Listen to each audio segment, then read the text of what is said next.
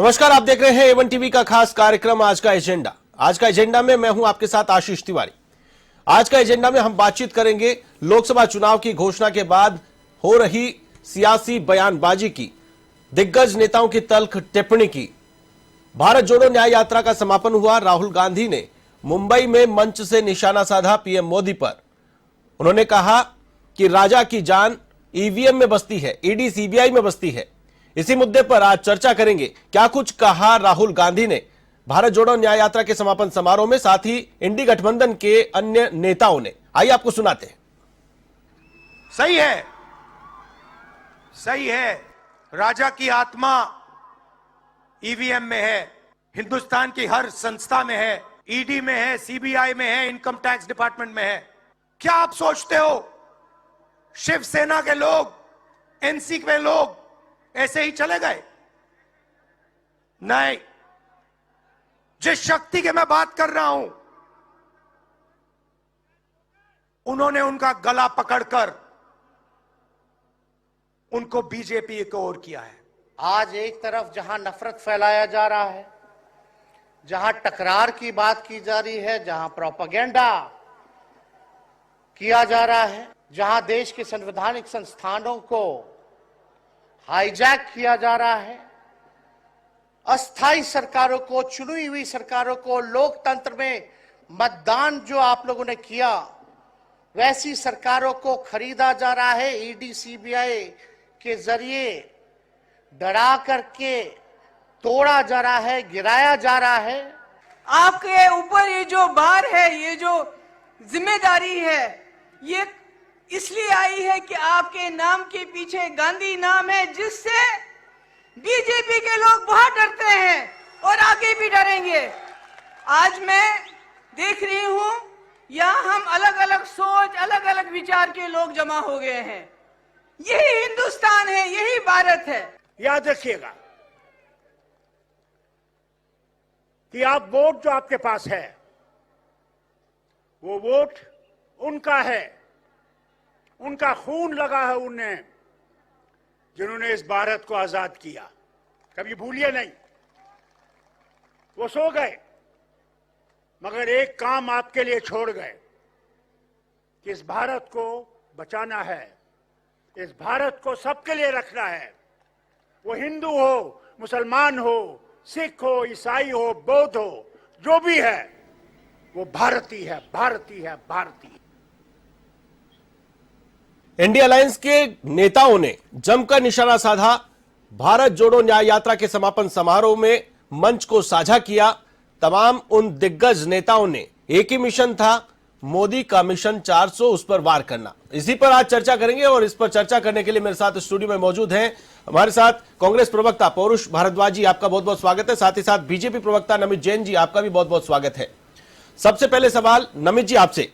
नमित जी, जिस प्रकार से आरोप लगाया जा रहा है कि राजा की जान ईवीएम में बसती है, ईडी सीबीआई में बसती है, क्या कहेंगे आप? चुनाव नजदीक आ गए हैं और ईवीएम का राग अब अलापना शुरू कर दिया गया है। ईडी सीबीआई का दुरुपयोग करने की बातें यहां पर की जा रही है। जी आशीष जी, देखिए बिल्कुल सही कहा उन्होंने। राजा जो शब्द का इस्तेमाल लिया है, राजा कौन? प्रधानमंत्री मोदी जी तो सेवक है। उन्होंने तो पहले दिन 2014 में जब कुर्सी संभाली, जब हिंदुस्तान की प्रधानमंत्री का पद संभाला, तभी कह दिया मैं तो सेवक हूं आपका। राजा का बेटा कौन? राहुल गांधी। राजा कौन? राजीव गांधी जी, नेहरू जी, महारानी जो इंदिरा जी थी, जिन्होंने नसबंदी लगाई, जिन्होंने आपातकाल लगाया। और सही कह रहे थे, महबूबा मुफ्ती जी को सुन रहा था मैं, वो कह रही थी कि गांधी के नाम से डरते हैं। हम नहीं डरते, गांधी के नाम से तो पूरा हिंदुस्तान डरता है। हमारे दादाजी सुनाया करते थे कैसे इंदिरा का राज आया था, कैसे इंदिरा ने राज किया था। वाकई में वो हमने सुना है। हम तो सुन के हम डर जाते हैं कि क्या ऐसा भी हिंदुस्तान रहा होगा? कैसे रहे होंगे हमारे लोग, कैसे रहे होंगे संघ वाले, कैसे रहे होंगे देशवादी लोग, राष्ट्रवादी लोग। उनको जबरन भर भर के जेलों में टूसा गया था। वाकई में बहुत यातनाएं दी थी। वाकई में गांधी से हम डरते हैं, गांधी के नाम से डरते हैं। एक थे महात्मा गांधी, जिनके नाम से हम अपने आप को गौरवान्वित महसूस करते हैं, और एक ये गांधी परिवार जो कांग्रेस की बागडोर संभाले हुए हैं। वाकई में इस नाम से तो डरना ही चाहिए, हर हिंदुस्तानी डरता है। वाकई में महबूबा मुफ्ती जी, आपने बिल्कुल सत्यता सही बात बोली है। बिल्कुल, राजा के नाम को लेकर के आपने स्विच कर दिया। क्वेश्चन जो मेरा था, राजा का नाम लेकर के आपने कहा कि सेवक है प्रधानमंत्री नरेंद्र मोदी, लेकिन राजा का मतलब उनका कहना सीधा सीधा यही था, मोदी को लेकर के उन्होंने निशाना साधा, मोदी की जान बसती है, उनका कहना यही था। मंच के भाषण को अगर आप सुन रहे थे गौर से तो उनका कहने का आशय यही था। क्या कहेंगे? जी बिल्कुल, देखिए जब भी हम बात करते हैं आधुनिक युग की, कंप्यूटर की बात करते हैं, मोबाइल की बात करते हैं, तो मेरे सभी कांग्रेसी मित्र और राहुल गांधी जी कहते हैं कंप्यूटर तो राजीव गांधी जी लेकर आए थे। अरे भाई, ये कौन लेके आया? ईवीएम मशीन कौन लेके आया? आई तो आपके राज में थी। आपको तो केवल और केवल 2 शब्द आते हैं बाराखड़ी के। हमें तो बाराखड़ी पूरी पड़ी। पहले हमारे पिताजी गांव में, हमारे टीचर पहले बाराखड़ी ऐसे अनार, आ से आम, आगे तक पढ़ाते थे। लेकिन राहुल जी को तो ऐसे अनार ही आता है केवल, ऐसे अडानी और ऐसे अंबानी। आगे भी बढ़िए, आम का सीजन आ रहा है, गर्मी का। पूरी बाराखड़ी सीखिए, पूरे देश की बात करिए, आम आदमी की बात करिए, आम लोगों की बात करिए, गरीब लोगों की बात करिए। वो गरीब जिनको आपने 70 सालों तक गरीब ही रहने दिया, कभी आगे नहीं बढ़ने दिया। आज वो किसान जिनको सीधी किसान निधि उनके खाते में जा रही है। आज वो देश की वो महिला जो जिसके घर में चूल्हा जल रहा है, जिसके घर में सिलेंडर आया हुआ है और उनको पैसे मिल रहे हैं महिला सम्मान के, वो महिला जो शौच करने के लिए बाहर जाती थी, आज वो महिला उनके घर में शौचालय बन गया है, वो अपने आप को सुरक्षित महसूस करती है। ये देश है हमारा, ये नया भारत बना है। और इसकी G20 ने दिखा दिया कि भारत विश्व में नंबर 1 नंबर 2 पे जो आ रहा है। बिल्कुल, नमित जी आपको रोकूंगा मैं। पौरुष जी, आप क्या कहेंगे? पौरुष जी, देखिए, मैं इस बात को कहना चाहूंगा कि विपक्ष जो होता है, हमारे संवैधानिक व्यवस्था के हिसाब से विपक्ष का काम होता है सरकार की कमियां निकालना और सरकार के सामने रखना, और सरकार को उसको जो है सकारात्मक रूप से लेकर के अपनी कमियां सुधारनी चाहिए। देश पहली बार इस बात को देख रहा है कि सत्ताधारी पार्टी जो है वो उसको सत्ता में रहते हुए 10 साल हो गए और उनके पास अपनी खुद की गिनाने के नाम पर एक भी उपलब्धि नहीं है। वो उनकी बात शुरू नेहरू जी से होती है और उनकी बात खत्म राहुल गांधी जी पर होती है। उनकी बात कांग्रेस आई से शुरू होती है और उनकी बात जो है दूसरे विपक्षी नेताओं पे खत्म होती है। भारतीय जनता पार्टी का कोई नेता इस बात को नहीं कहता कि भाई 2014 में हम किन किन वादों को जनता से के सामने रख करके आए थे, क्या क्या हमारे घोषणा पत्र में था और इन 10 सालों में हमने क्या क्या पूरा कर दिया। ना भारतीय जनता पार्टी के नेता इस बात को कहते हैं कि 2013 या 14 के अंदर हम जो जिस प्रकार से हमने तत्कालीन यूपीए सरकार के खिलाफ जो भी छद्म आंदोलन चलाया था या जो भी छद्म आरोप लगाए थे और उनमें कांग्रेसी नेताओं के खिलाफ एक में भी कार्रवाई नहीं हो पाई और उनको बाइज्जत कोर्ट ने बरी किया, तो देखिए हमने उसके बदले में क्या किया, उसका भी इनके पास कोई लेखा जोखा नहीं है। ये लोग ये भी नहीं बताते कि जब 70 साल की देश की सरकारों ने 55 लाख करोड़ का कर्जा छोड़ा था और आज हम उस 55 लाख करोड़ के कर्जे को मात्र 10 साल के अंदर 205 लाख करोड़ रुपए हम ले जाकर के बैठा चुके। ये इस बात को भी नहीं बताते कि तत्कालीन यूपीए सरकार ने जो है वो 27 करोड़ लोगों को देश के बीपीएल से बाहर निकाल के आम जीवन में उनको स्थापित किया था और आज इनके समय में स्थिति हो गई कि देश के 80 करोड़ आबादी जो है वो 2 टाइम पेट भरने के लिए सरकारी भोजन पर निर्भर है। ये इस बात को भी नहीं कहेंगे कि हमारे समय में जब एक अंतरराष्ट्रीय स्तर पे जो विकासशील देश का तमगा था और हम विकसित देश की तरफ जा रहे थे और आज इनकी स्थिति ये हो गई कि विकासशील देश का भी तमगा हट गया, हम पिछड़े देशों में आ गए। इस बात को नहीं कहेंगे। बिल्कुल, इस बात को भी नहीं कहेंगे कि कहां तो हमारे डॉलर से होने जा रही थी और आज वियतनाम जैसे देश, आप बांग्लादेश जैसे करेंसी हमारे देश से मजबूत है। इस बात को मैं आपसे कहना चाहूंगा। जिस प्रकार से आपने कहा, आरोप लगा दिया कि ईडी, सीबीआई, ईवीएम को कई बार हैक करने के लिए ऑफर दिया गया, 40 से ज्यादा बार। निर्वाचन आयुक्त ने जब प्रेस कॉन्फ्रेंस की, उन्होंने कहा कि 40 से ज्यादा बार हमने इसका डेमो करवाया है, बड़े बड़े आईटी एक्सपर्ट्स को ओपन चैलेंज किया, लेकिन हैक नहीं कर पाए। तो फिर अब उस पर आरोप लगाना कहां तक सही है? देखिए, मैं इस बात को कहना चाहूंगा कि दिल्ली विधानसभा के अंदर आम आदमी पार्टी के जो मंत्री है सौरभ भारद्वाज जी, उन्होंने उसको ईवीएम का जो डेमो है वो बिल्कुल विधानसभा में लाइव करके दिखाया और उसका राष्ट्रीय प्रसारण कई चैनलों ने भी किया। इसी प्रकार हमारे देश के कई वैज्ञानिक और जो कई आईटी एक्सपर्ट्स हैं वो समय समय पे उसका प्रयोग करते रहते हैं। अब ये मेरे भाई, छोटे भाई नमित जी अभी कह रहे थे कि साहब राजीव जी के ज़माने में ईवीएम आई थी तो आप लोग क्यों कर रहे हैं, तो मैं आपको इस बात कहना चाहूँगा कि सर्जरी के लिए एक जो चाकू आता है डॉक्टर्स के पास में, तो वो उसको सर्जरी के लिए लाया जाता है, परंतु यदि कोई हत्यारा उसको अपने हाथ में ले ले चाकू को और मारने लग जाए और कह दे बोले साहब तो डॉक्टर का ऑपरेशन करने वाला चाकू है, तो वो जो है तर्कसंगत नहीं कही जाएगी। मैं इस बात को कहना चाहूँगा आपसे कि देखिए, बीच में वीवीपैट पर्ची का प्रावधान हुआ, तो आप अगर ईमानदार हैं तो आप इस बात को खुले में चैलेंज क्यों नहीं करते? आप नियम बनवा दीजिए चुनाव आयोग से कह के कि भैया 10% जो हर इलेक्शन के अंदर जिस जो हारा हुआ प्रत्याशी हो, चाहे वो किसी भी पार्टी का हो, चाहे कांग्रेस का हो या बीजेपी का हो, उसको जिन 10% बूथों पे उसको एक लगता है कि भाई यहाँ पे मेरे साथ बेईमानी हुई है तो वहां पे पर्ची का मिलान करवा दीजिए। वहां पे नहीं करवाते हैं वहां लोग। पे पर्ची डाली जाती है, गोली डाल करके 5 ईवीएम सेलेक्ट की जाती है, वो पहले से प्रायोजित नहीं होती है कि इस बूथ की वो मशीन खोली जाएगी। वहां जब काउंटिंग होती है, हम खुद भी जाते हैं वहां कवर करने के लिए, काउंटिंग में बाकायदा पूरा बॉक्स रखा जाता है और सभी एजेंटों के सामने गोली डाली जाती है, पर्ची में जिन 5 मशीनों के नंबर आते हैं उनको खोला जाता है। तो ये वाली जो बात आप लगा रहे हैं उस बात में तो इतना दम मुझे नजर आ नहीं रहा है। मैं तो आपसे इस बात को कहना चाहूंगा आशीष जी की जो हारा हुआ प्रत्याशी होता है, अगर वो अपने 10% बूथ चुन लेता है उस विधानसभा क्षेत्र के, उस लोकसभा क्षेत्र के, तो उसमें कहां दिक्कत आ रही है मुझे बताइए। पर्ची निकालने वाली मनाने के लिए आप तो उसका सिलेक्शन करवा लीजिए। हारा हुआ कह रहा है साहब मुझे मेरे इस बूथ पे डाउट है। ऐसे अनेकों प्रकरण हुए कि जहां पर आकर के प्रत्याशी ने खुद ने कहा कि साहब मेरे परिवार के वोट नहीं आए। कई बेचारे आपने कहा, मैं मान लेता हूं आपकी बात, लेकिन एक बात मैं आपसे पूछना चाहता हूं, 5-5 पर्चियां निकाली जाती है हर एक विधानसभा क्षेत्र से। अभी रिसेंटली विधानसभा का चुनाव हुआ था, हर एक विधानसभा क्षेत्र में 5-5 ईवीएम और वीवीपैट का मिलान हुआ। 200 सीटों पर 1000 ईवीएम खुली, 1000 वीवीपैट खुला। एक भी ईवीएम और वीवीपैट में अगर मिसमैचिंग आई है तो आप बता सकते हैं, आप दावा कर सकते हैं? देखिए, मैं आपसे इस बात को कहना चाहूंगा कि इन्होंने जो पर्ची निकाली उसका पता नहीं क्या सिस्टम होगा क्या नहीं होगा, परंतु आपने इस बात को मैं आपको बता रहा हूं स्पष्ट है, मैं आपको जानकारी दे रहा हूं, अगर आपकी जानकारी नहीं है। देखिए, आप टीवी चैनल पे, सैटेलाइट चैनल पे बोल रहे हैं, तथ्यात्मक बातचीत करनी पड़ेगी, धूल में लठ नहीं लगाए जा सकते हैं। धूल में आप इस बात को मानिए, आंखों के सामने सभी जो पोलिंग एजेंट्स होते हैं उनके सामने बाकायदा एक बाउल रखा जाता है, उसमें पर्चियां निकाली जाती है। जो पर्चियां 5 पर्चियां रैंडमली सेलेक्ट होती है, निकल करके जैसे लॉटरी सिस्टम होता है वैसे निकाला जाता है, और उन्हीं 5 बूथों की नंबर से वो मशीनें मंगाई जाती है, वीवीपैट मंगाई जाती है, उनको काउंट करके क्रॉस चेक करके दिखाया जाता है। विधानसभा चुनाव रिसेंटली राजस्थान में संपन्न हुआ, 1000 मशीनों का चेकिंग हुई। मैंने आपकी बात मान ली, मैं आपसे कह रहा हूं कि इस बाउल के अंदर मान लीजिए, सपोज कीजिए कि 20 पर्ची डाली जाती है, उसमें से 5 निकालनी होती है। अब वो 20 कौन से बूथ की गई है ये क्या पता, किसने डाली क्या पता। मैं तो आपसे कह रहा हूं, आप हारने, देखिए पीड़ित कौन होता है आप समझिए। न्याय मांगने के लिए कौन जाता है, चाहे न्यायालय में जाएगा, चाहे किसी आयोग के पास जाएगा, चुनाव आयोग के पास जाएगा, न्याय मांगने के लिए कौन जाएगा कि जिसको पीड़ा होगी। जिसको पीड़ा होगी तो उसकी इच्छा से आप 10% बूथ सेलेक्ट करवाइए। नहीं आ रही है, नमित जी क्या कहेंगे? हम तो कह रहे हैं कि 20 पर्ची आपने 20 में से 5 सेलेक्ट करवा रहे, लेकिन 20 कौन से बूथ की गई है इस बात का कौन जिम्मेदार है? कौन से 20 बूथ की डलवाई आपने कि जिसमें से आप 5 पर्ची छाट रहे हैं कि आपने उस समय किसी पूरी विधानसभा क्षेत्र की सारी पर्चियों में से निकाला जाता है? नमित जी बताइए।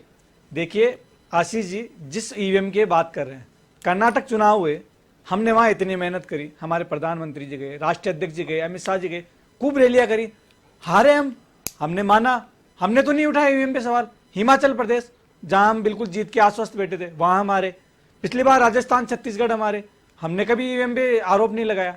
तो ये कौन सा, हार गए तो ईवीएम और नहीं हारे तो बस ठीक है, जीत गए तो कोई वही नहीं है, ऐसा नहीं होता है। पूरा देश देख रहा है आपको, आप तार्किक बात करिए, तार्किक बातें करिए ना। ईवीएम क्या, आप जाइए चुनाव में जाइए, आप हम 10 साल सत्ता में रहे, आप विपक्ष में रहे, हमारी जो गलत योजनाएं थी हम नहीं कर पाए, उनको लेकर जाइए, हम हमारी योजनाओं को लेकर जाएंगे। हमने 200 योजनाएं 500 योजनाएं ये चालू करी, हम उनको लेकर जाएंगे। ईवीएम के लिए हम कभी नहीं कहेंगे, न हमने पहले कहा न आगे कहेंगे। तार्किक बातें होनी चाहिए। और ईवीएम तो चलने वाली बात है, एटीएम पे सवाल उठा देंगे, आज ईवीएम कल एटीएम, और फिर तो ये कह देंगे चैनल पे तो उठाते रहते हैं कि ये तो बिके हुए हैं, ये तो मीडिया तो बिकाऊ मीडिया है, गोदी मीडिया है। तो ऐसा नहीं होता है। पूरा देश, आपने आपके सत्ता में रहते भी चुनाव हुए हैं, 2004 में भी चुनाव हुए, 2009 में भी हुए हैं, इसके बाद विधानसभाओं के चुनाव हुए, और विधानसभाओं में भी जो चुनाव होते हैं नगर पालिका के सारे चुनाव होते हैं। ऐसे तो कोई किसी पे आरोप लगा। बिल्कुल। भारत जोड़ो न्याय यात्रा राहुल गांधी ने निकाली है। इससे पहले भारत जोड़ो यात्रा निकाली, कन्याकुमारी से कश्मीर तक ये यात्रा निकाली गई। पौरुष जी, जिस प्रकार से राहुल गांधी ने पैदल यात्रा निकाली, कई राज्यों को कवर किया, 1 दर्जन से ज्यादा राज्यों को कवर किया, 5 राज्यों में जो चुनाव हुए उसमें जो परिणाम है वो सबके सामने है। भारत जोड़ो यात्रा क्या रंग लाई? आपकी सत्ता चली गई, छत्तीसगढ़ में आपसे सत्ता छिन गई, राजस्थान में आपसे सत्ता छिन गई। अब भारत जोड़ो न्याय यात्रा क्या रंग लाने वाली है लोकसभा चुनाव में? पौरुष जी। देखिए, मैं आपसे इस बात को कहना चाहूंगा कि कोई भी जो सफलता होती है और हम कोई भी प्रयास करते हैं, हम एक पत्थर तोड़ने का प्रयास करते हैं और माना कि वो 100वीं चोट पे पत्थर टूटता है, पर तो उसका मतलब ये नहीं होता है कि उसमें जो पहली से लेके जो 99वें चोट जो पड़ती है उसका उसमें कोई योगदान नहीं होता। तो आप जो भारत जोड़ो यात्रा की सफलता के लिए जो आप कह रहे हैं, तो निश्चित तौर पर भारत जोड़ो यात्रा की सफलता जो है वो आने वाले 2024 के लोकसभा चुनाव में परिलक्षित होगी। राहुल गांधी जी ने जिस प्रकार से पूरे भारत में पदयात्रा करके जन जागरण एक चलाया और जिस प्रकार से जनता जागरूक हुई, लोगों की कई जो संवैधानिक संस्थाएं थी उनकी आत्मा जगी, और अभी ताजा ताजा मामला आपने देखा कि किस प्रकार से इलेक्टोरल बॉन्ड के मामले में सुप्रीम कोर्ट ने जो है एसबीआई बैंक को निर्देश दिया कि वो इलेक्टोरल बॉन्ड की सारी डिटेल रखे, और किस प्रकार से एसबीआई बैंक ने सरकार के दबाव में आकर के 6 महीने का टाइम मांगा कि साहब 6 महीने पहले हमारे बस की बात ही हम नहीं ला सकते। जब कोर्ट की फटकार पड़ी, कोर्ट का डंडा चला, अवमानना का डंडा चला, तो वही एसबीआई का बैंक था, वही एसबीआई बैंक था जिसे तुरंत ला करके सारे रिकॉर्ड दे दिए। फिर भी उसमें कुछ जो कमी रह गई, उसके बाद में दोबारा तारीख दी और दोबारा आ जाएगा। तो आपने देखे क्या हालत हो रही है, कितनी बड़ी मात्रा में पाकिस्तान से चंदा आ रहा है। बीफ, ये बोलते हैं साहब गाय माता की जय, गाय हमारी माता, 250 करोड़ बीफ कंपनियों से चंदा। आप देखिए इधर इधर कैसी लूटपाट चल गई। आपको ध्यान होगा 80-90 के दशक में फिल्में आती थी जिसमें एक गुंडा जाता था दुकान पे जाकर के कटोरा रखता था, बोलता था कि भैया धंधा करना है तो इसमें आपको चंदा देना पड़ेगा, नहीं तो मैं तुम्हारा धंधा नहीं चलने दूंगा। इसको एक्सटॉर्शन मनी बोला जाता था। आज वही साहब यहां पर हो गया। आप देखिए इधर कंपनियों में छापे पड़ते हैं, उधर वो कंपनियां चुनावी बॉन्ड खरीदती है। और अभी तो दुखिए, अभी तो 21 तारीख आने दीजिए, सुप्रीम कोर्ट में जब आएंगे कि डिटेल आएगी कि कौन कौन सी कंपनियों ने किस किस पार्टी को चंदा दिया, तब आपकी पोल खुलेगी। आपके पास जवाब नहीं होते। जब जिस रोज सुप्रीम कोर्ट का फैसला आया था उस रोज आपने रात को सीड़ा वाले लागू करा, जिस रोज उसका जब एसबीआई ने जब सबमिट कर दी रिपोर्ट, उस दिन आपने जो है पेट्रोल पे 2 रुपए कम करे। आपके जो मुद्दों से भटकाने वाली राजनीति है देश पूरा समझ चुका है। और मैं एक बात और कहूंगा आपको कि देखिए, ये कह रहे थे गोदी मीडिया क्यों कहते हैं, मैं नाम नहीं लूंगा उन चैनल्स का। यहाँ पे कई चैनल्स से, राष्ट्रीय चैनलों ने अपना सर्वे करवाया कि भारत का अगला प्रधानमंत्री कौन। मेरे पास स्क्रीनशॉट रखे हुए हैं। 80% लोगों ने कहा कि साहब, उसमें 2 ऑप्शन रखे, नरेंद्र मोदी और राहुल गांधी। राहुल गांधी जी के पास जब वोट बढ़ने लगे और 80% चला गया तो उन चैनलों ने उसको जो है अपने पोल को डिलीट कर दिया। कल भारतीय जनता पार्टी की नेत्री है, मैं आपको बताना चाहूंगा उनका नाम क्या है, 1 मिनट। उन्होंने खुद ने, भारतीय जनता पार्टी की यूपी की नेत्री है, देखिए मैं ये 1 मिनट, भारतीय जनता पार्टी की यूपी की नेत्री है डॉक्टर प्रियंका मौर्य।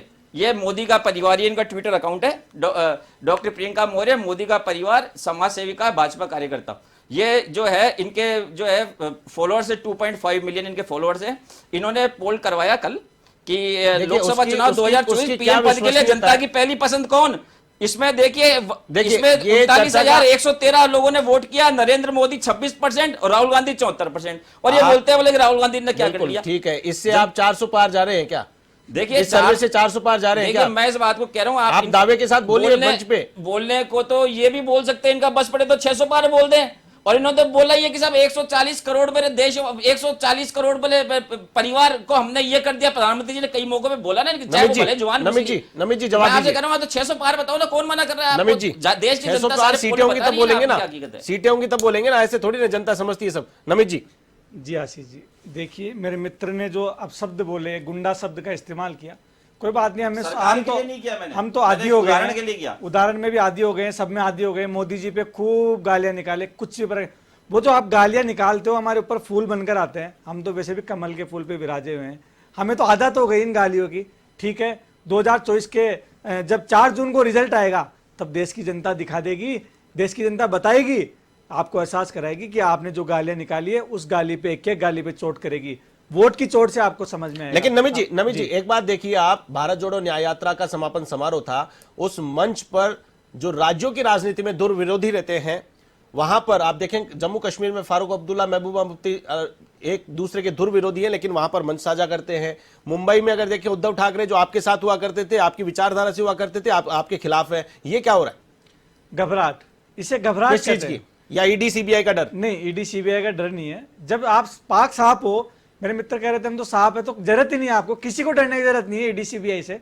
और ये संवैधानिक संस्था है, हमने नहीं बनाई, इंदिरा जी बना के गए थे, तो ये तो उन्हीं का दुरुपयोग करने का आरोप लगा रहे हैं। इंदिरा जी ने तो बना दी, लेकिन उनका उपयोग नहीं, दुरुपयोग कर रहे हैं आप, ये आरोप लगा रहे हैं। जी, जिस तरह के कांड इन्होंने किए थे राजस्थान में, आप देखिए बच्चों के भविष्य के साथ खिलवाड़ा, 19 पेपर नीलाम हुए थे, तो ईडी तो आएगी, वो तो कार्रवाई करेगी, जांच भी करेगी। और जिस तरह से 2G स्पेक्ट्रम, इसके अलावा कोयला घोटाला, बड़े बड़े घोटाले हुए, गमलों में गोभियां उगाई गई, सारी चीजें, भांति भांति प्रकार के घोटाले, वो हम उस पर नहीं जाएंगे, हम आरोप लगा सकते हैं।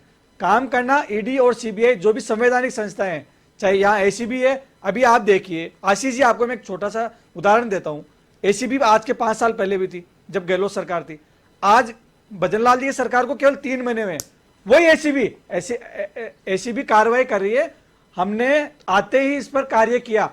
जो पुलिस थाने में थाना अधिकारी बनने जा रहे थे, ट्रेनिंग सेंटर पे पहुंच गए थे, हमने उनको पकड़ा है। अभी काम करने का तरीका है, केवल एजेंसियों का जो तरीका होता है वो दबाव में करती है, तो वो गलत जो अपराधी होते हैं उन पर कार्रवाई नहीं करती, हम कर रहे हैं। रही बात इलेक्टोरल बॉन्ड की, जिस बॉन्ड की बात कर रहे हैं, तो अरे तो हम तो, आप पता नहीं कौन सी गणित पढ़े हुए हो, हमें मिले 600 करोड़ रुपए भारतीय जनता पार्टी को, और 600 करोड़ से ज्यादा किनको मिले हैं? जो विपक्षी पार्टियां है। हमारी 300 सीटें हैं लोकसभा में, और जिनकी 240 सीटें हैं उनको 1200 करोड़ मिले हैं। और कौन सा पाकिस्तान से मिल गया चंदा? कौन सा अखबार आता आपके यहाँ पे? हमने तो कहीं नहीं पढ़ा। हाँ, यहाँ की जो जिनका नाम आया बाकायदा अखबार में, मीडिया में चल रहा है, सुप्रीम कोर्ट ने मांगा है, बिल्कुल मांगना चाहिए। आज जरूरत पड़ी तो सीबीआई से क्या, इससे एसबीआई से क्या, किसी से भी मांगिए आप, हमसे मांगिए, किसी से मांगिए, सुप्रीम कोर्ट को अधिकार है ये मांगने का। और सब सामने आएगा ना। हम तो सच सामने लाना चाहते थे कि सच सामने आए। 600 करोड़ हमारे, जिनकी 300 सीटें हैं लोकसभा में, और जिनकी 240 सीटें हैं उनको 1200 करोड़ रुपए। तो साफ है। पौरुष जी क्या कहेंगे? मैं तो ये बात कहना चाहूंगा, मेरे छोटे भाई है, इनको मुझे लगता है कि इनको स्टडी करके आनी चाहिए। इन्होंने कहा कि हमारे को 600 करोड़ रुपए, मैं आंकड़े बताता हूं आपको। इलेक्टोरल बोर्ड में बीजेपी को मिले 6060 करोड़ रुपए, यानी 46%। उसके बाद में तृणमूल कांग्रेस जो एक क्षेत्रीय पार्टी है उसको आए 1609 करोड़ रुपए, यानी 13%। उसके बाद में नंबर आता है हमारा कांग्रेस 1421%, और उसके नीचे अलग सूची है। दूसरी बात ये देखिए, जो ये इस बात को अभी कह रहे थे, ईडी वाली बात कह रहे थे, प्रियंका चतुर्वेदी जी जो शिवसेना की राज्यसभा सांसद है, उनके एक सवाल के जवाब में सरकार ने राज्यसभा में इस बात को कहा कि पिछले 10 वर्षों में ईडी की कुल पूरे देश में 3000 कार्रवाइयां हुई है, और उसमें से कन्विक्शन हुआ जो मात्र 23 में कन्विक्शन हुआ है। नमित जी, तथ्यों पे बात है, ये हवाई बातें नहीं है आपकी तरह और आपके मोदी जी की तरह कि कुछ भी बोल दिया कि साहब मैंने 140 करोड़ परिवार, देश के परिवारों को इतना कुछ दे दिया। मैं आपसे इस बात को कहना चाहूंगा, तथ्यों पे बात करेंगे तो मैं आपसे पूछूंगा कि ईडी जो है सारे छापे विपक्षी पार्टियों के ऊपर क्यों मारती है? येदियुरप्पा के ऊपर ईडी क्यों नहीं गई आज तक? आपके जो व्यापम घोटाला, इतना बड़ा खूनी घोटाला हो गया जिसको कि पेपर लीक की घटना में, परीक्षा की, एंट्रेंस की परीक्षा की घटना में, पूरे देश में नहीं पूरे विश्व का सबसे बड़ा खूनी घोटाला, आपकी ईडी वहां क्यों नहीं जाती, वहां जाके जांच क्यों नहीं करती? और दूसरी बात, राजस्थान में आप आए ना, राजस्थान में आप, हमारी सरकार थी, आप बहुत बार आए, आपने बार बार में ईडी को भेजा, बार बार में सीबीआई को भेजा।